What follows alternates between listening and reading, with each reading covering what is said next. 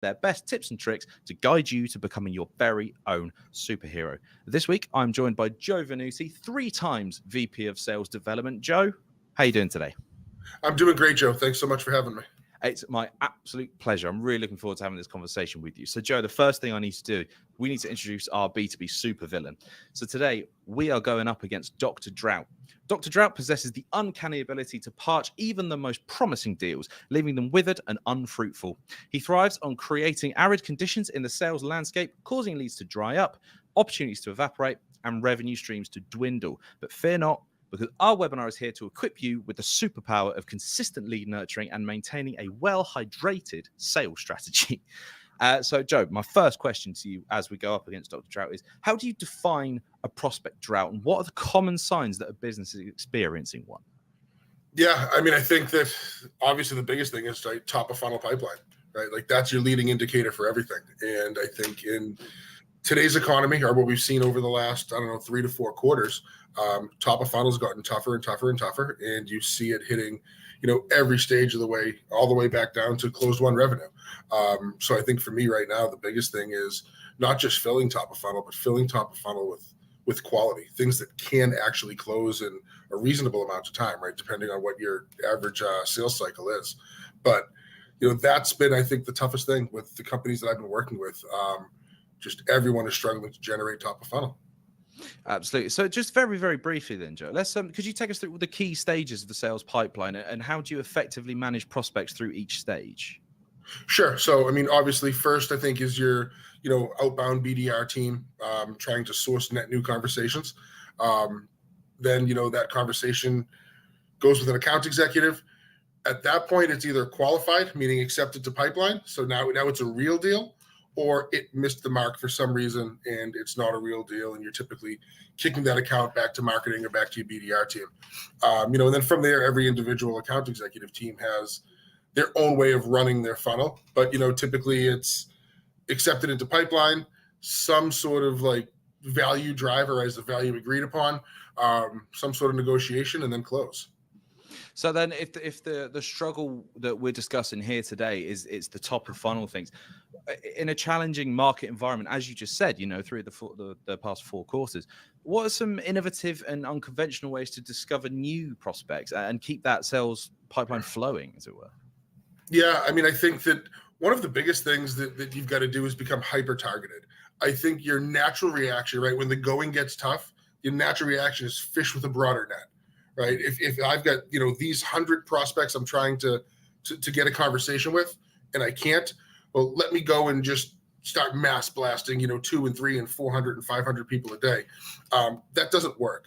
Right. I think that when, the B2B like SaaS space really skyrocketed, we saw that spray and pray approach and it worked for a minute and then it got overwhelming and everybody like dwindled down to whatever their version of ABM was.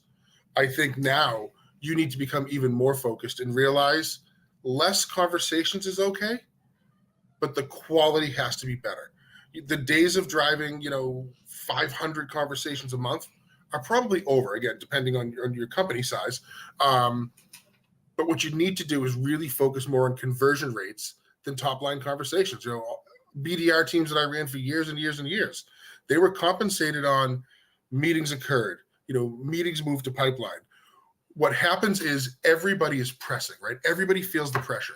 So the BDR, they're setting meetings that aren't that strong and they know it. The account executive who's trying to hit a revenue number is throwing all these Hail Marys and accepting deals into pipeline that 18 months ago, quite frankly, they wouldn't have. Mm-hmm. So what happens is you get a BDR that's getting paid on a meeting that wasn't that great. You have an account executive that's now reporting pipeline that we know is never going to close, but everybody's reaching, everybody's stretching. So I think you really need to narrow your focus and understand less conversations is okay. And I think that's going to be the new norm. I think what you need to do is really refine each step of your sales process so the good conversations that do come through have a way higher propensity to close. Anybody can work 5 deals more efficiently and give the prospect a better experience than they can 50. So push the stuff out that was, if it wasn't good 18 months ago, it's not good now. But get hyper focused on that stuff that is good because there's less of it. Mm. So it's got a better shot to close, but you've got to nurture it. You've got to have a well-trained sales team from top to bottom.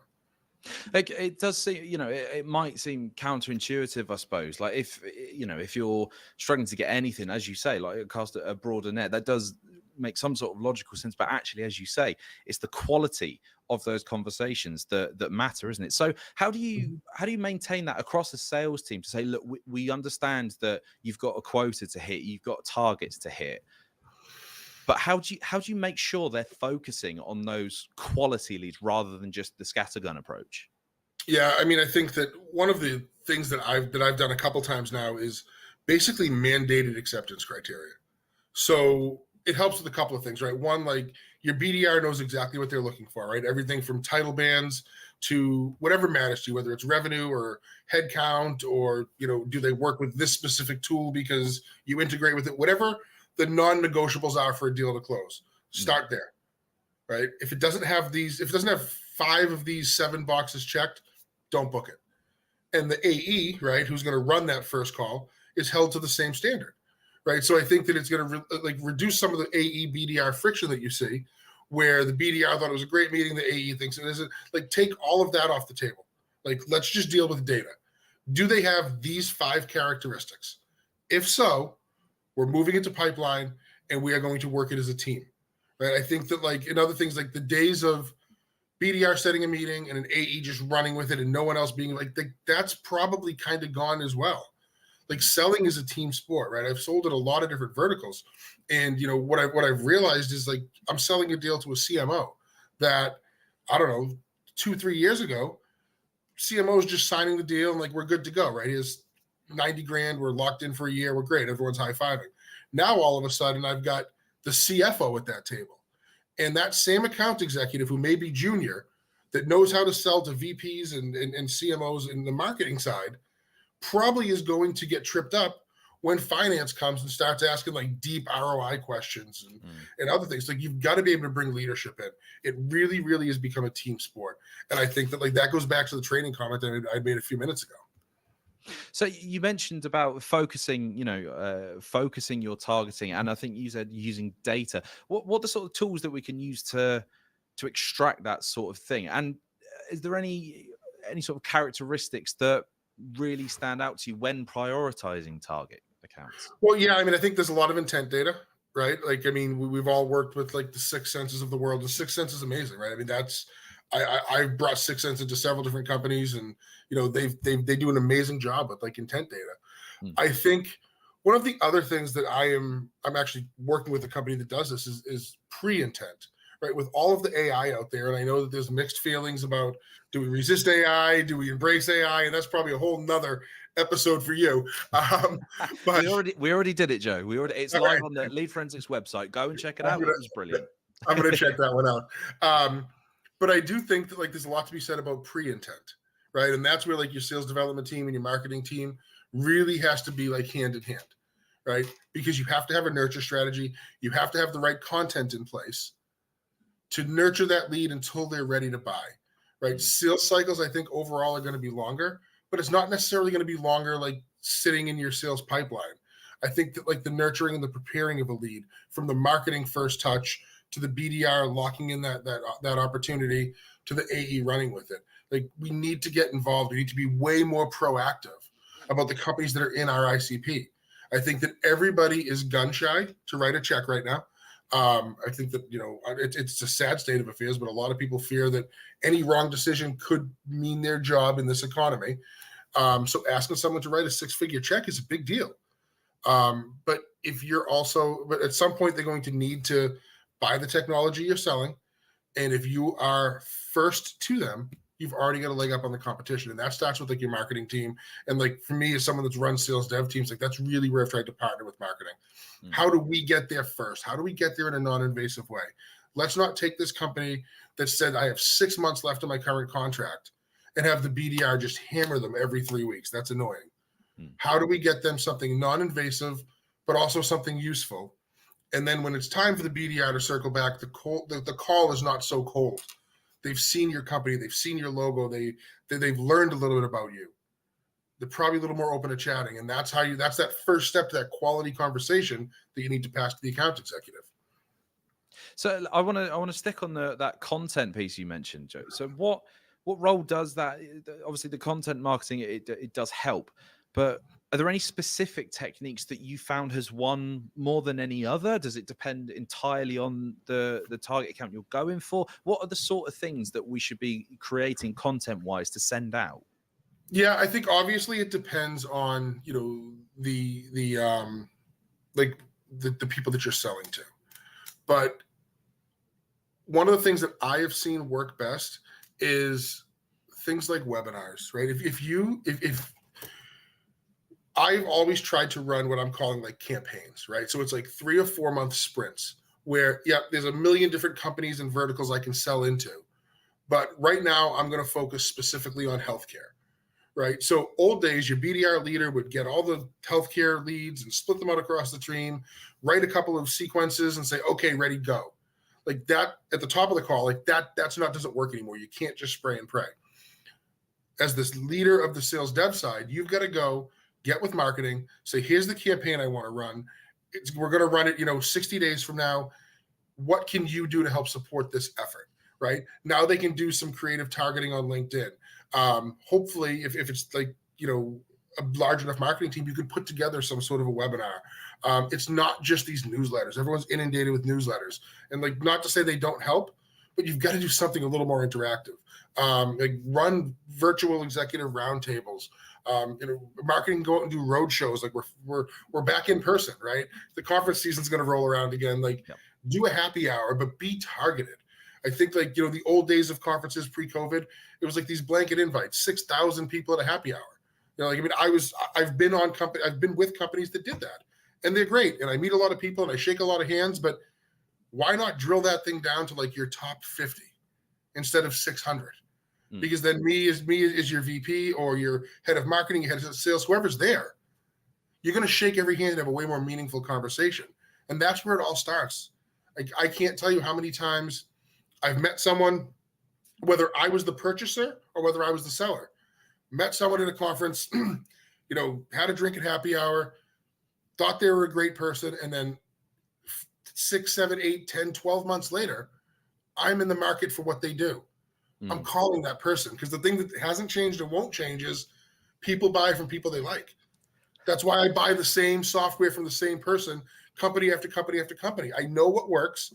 I know where the good sales reps are, people that I trust, people that I've worked with, and I know they have good support teams.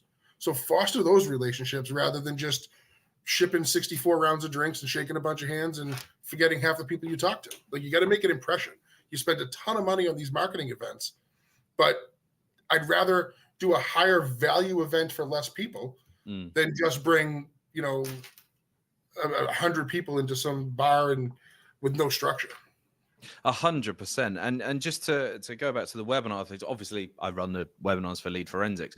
I know there are certain people who, if we needed a certain thing, I would immediately go, well, we did a webinar with, X person. I've definitely got a contact there. Let's go and see what they can do for us. And I think it does work both ways. I experienced it recently myself. Like, I saw somebody who I'd had as a guest and really enjoyed their company of. They mentioned the company of a previous guest, and I just went into their LinkedIn post and said, "Hey, you should really talk to this guy because they're a fantastic speaker. You'll get on really well with them because I've spoken to you both. I know," and made that introduction. Hopefully, that means something will come of it. And you never know that's not happening to you. It might happen, Joe, that you go, "Oh, do you know what? I really need to think about lead generation and inquiry generation."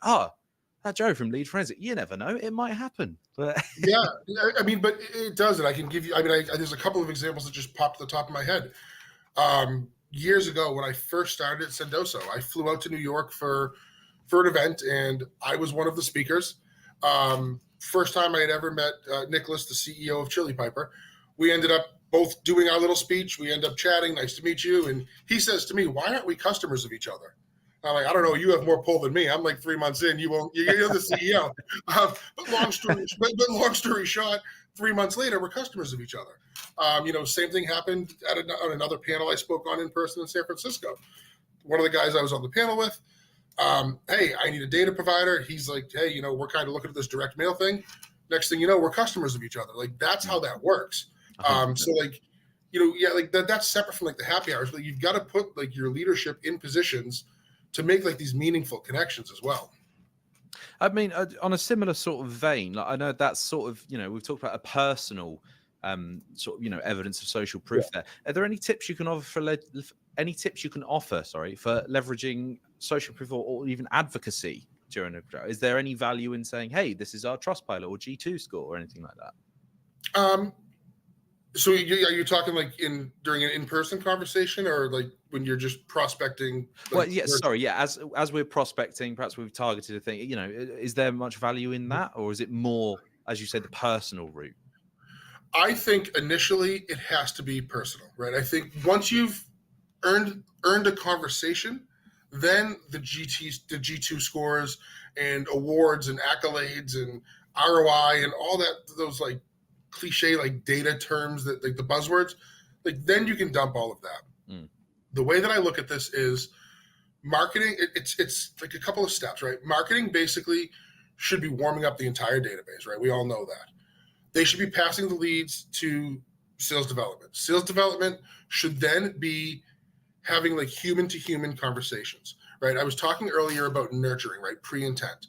If marketing's doing their job in a very non-invasive way, you as my potential prospect are going to see my logo. You're going to see my company. You're going to see all this stuff about this company. And that is why you as an employee of Lead Forensics should care about what I'm doing, right? Step two is now you've interacted with us a little bit, right? So like now your lead score is climbing.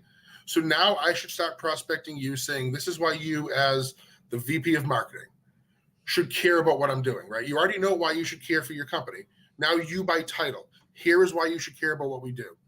And by the time that the BDR or the sales rep actually connects with you, it should be a very human to human conversation. You're no longer a VP of sales at XYZ company. You're now Joe.